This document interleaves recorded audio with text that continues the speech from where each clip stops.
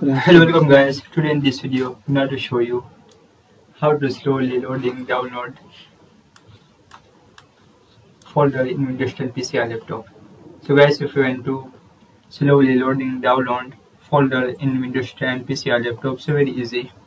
First right click on new and click on folder. After click on new folder, click on download. Right click on properties. Click on customize.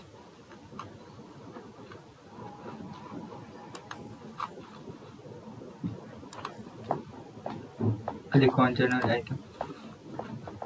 Click on apply. Click on OK. Like this.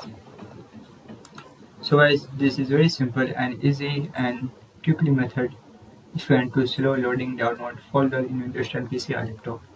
Thank you for watching this video. Please subscribe to my channel for latest update.